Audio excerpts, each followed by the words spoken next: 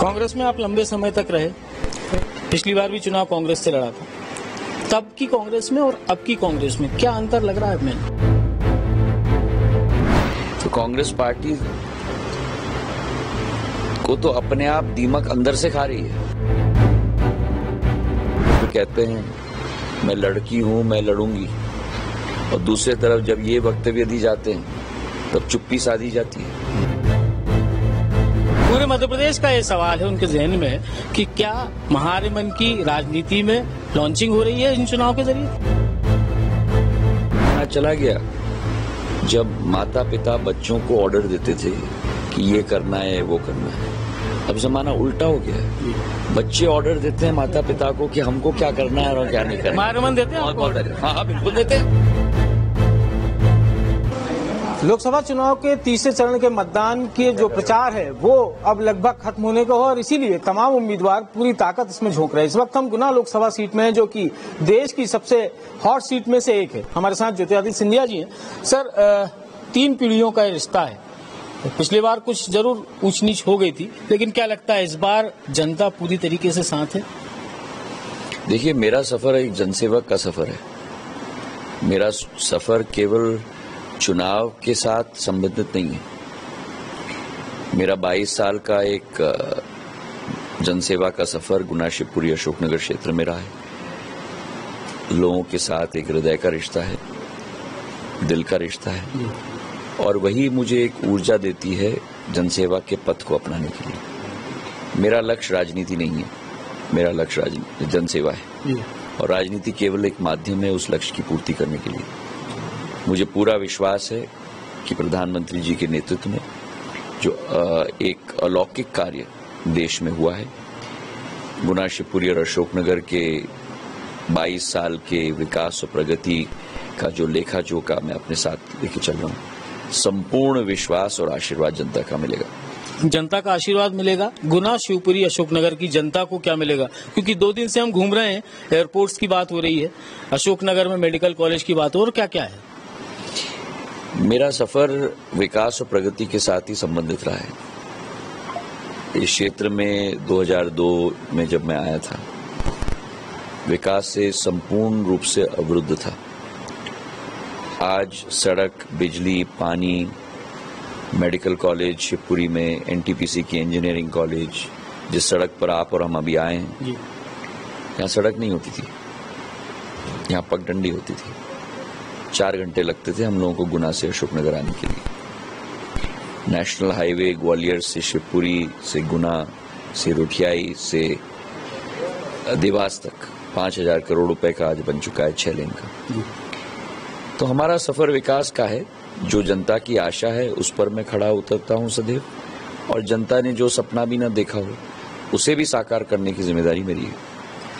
कांग्रेस में आप लंबे समय तक रहे, पिछली बार भी चुनाव कांग्रेस से लड़ा था। तब की कांग्रेस में और अब की कांग्रेस में क्या अंतर लग रहा है मैंने? कांग्रेस पार्टी पूर्ण रूप से अब बैंकरप्ट हो चुकी है। कांग्रेस में विचारधारा की बैंकरप्सी है, कांग्रेस में मानव संसाधन की बैंकरप्सी है। जिस संस्था में आप राजनीतिक दल की बात भूल जाओ, और आपका चैनल पंजाब केसरी आज इसका ब्रांड है। इसका ब्रांड क्यों है? क्योंकि आप जैसे पत्रकार इसके साथ जुड़े हुए हैं। अगर ये संस्था आपको मान्यता नहीं देगी, आपको मान नहीं देगी, आपको सम्मान नहीं देगी, तो फिर ये संस्था खोखली रह जाएगी। वही स्थिति आज कांग्रेस की हो रही है। विचारधारा की बैंकरप्सी, मानव संसाधन की बैंकरप्सी, देश के लिए विकास प्रगति का मानचित्र की बैंकरप्सी, और अब तो प्रत्याशियों की भी बैंकरप्सी हो गई है। तो कांग्रेस पार्टी को तो अपने आप दीमक अंदर से खा रही है। जिस तरीके की बयानबाजी अब होने लगी, जिस स्तर की, उस पर क्या कहेंगे?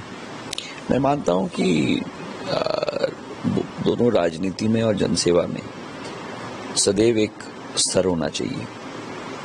उस स्तर सदैव मेरी आजी अम्मा पूर्व राजनाथ साहब ने मेंटेन किया था, मेरे पूज्य पिताजी ने मेंटेन किया था, और मेरी कोशिश रही है पिछले 22 वर्षों में।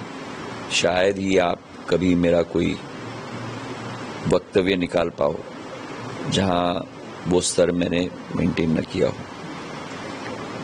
कांग्रेस पार्टी के द्वारा जो बयानबाजी की जा रही है, उदाहरण के तौर पे कल जो पार्टी के मध्य प्रदेश के अध्यक्ष ने हमारी नेत्री, पर नेत्री से ज्यादा महत्वपूर्ण हमारी मातृशक्ति और दलित महिला के विरुद्ध शब्दों का प्रयोग किया है, इतने नीच शब्दों का उपयोग किया है कि मैं आपके चैनल पे वो शब्द का रिपीट कभी नहीं कर पाता।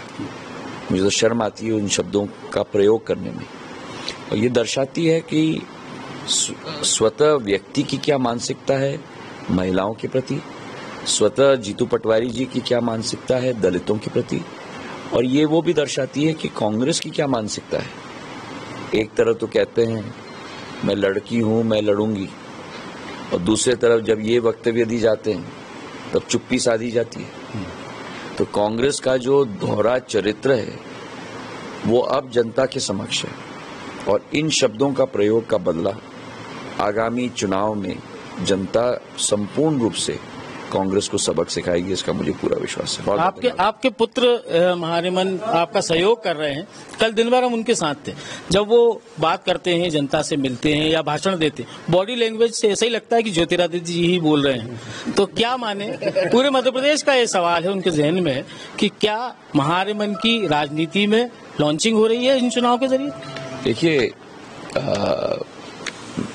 मैंने मेरे पूज्य पिताजी के लिए चुनाव प्रचार शुरू किया था जब मैं 13 साल का था, सन 1984 में।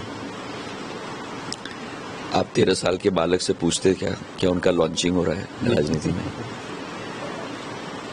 हर एक पुत्र या पुत्री अपने माँ या पिता के लिए मेहनत मशक्कत करने के लिए लालायत है, और मेरा बेटा केवल इस चुनाव में नहीं लेकिन 2014 के चुनाव से निरंतर प्रचार में सदैव रहा है। मैं मानता हूं कि आधुनिक दुनिया में हमारी जिम्मेदारी माता पिता होने के नाते अपने बच्चों में अच्छे लक्षण, अच्छे मूल्य, अच्छे सिद्धांत हम लोग पूर्ण रूप से धारण करवाएं।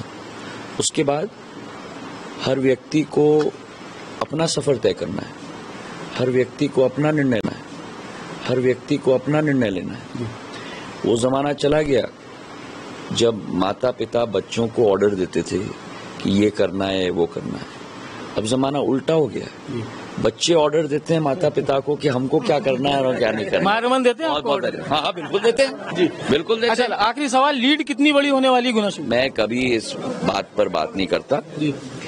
मैं इतना ही आपको कहूंगा कि मध्य प्रदेश के 29 सीटों पर कमल का फूल लहराएगा। तो ये थे हमारे साथ ज्योतिरादित्य सिंधिया जी, जो साफ तौर पर ये कह रहे हैं कि इस बार गुना, शिवपुरी और अशोकनगर की जो जनता है वो पूरा प्यार देगी और पूरा समर्थन भी उनको देगी। साथ ही कांग्रेस पर भी कड़े शब्दों में जो बयानबाजी हो रही है उसकी निंदा वो कर रहे हैं, और साथ ही उनका ये भी कहना है कि कांग्रेस पूरी तरीके से बैंकरप्ट हो चुकी है। इसके साथ साथ कई और चीज़ों पर उन्होंने बात की। चुनावी सफर का ये सिलसिला लगातार जारी रहेगा। गुना से पंजाब केसरी के लिए कैमरामैन उवेश के साथ विनीत पाठक।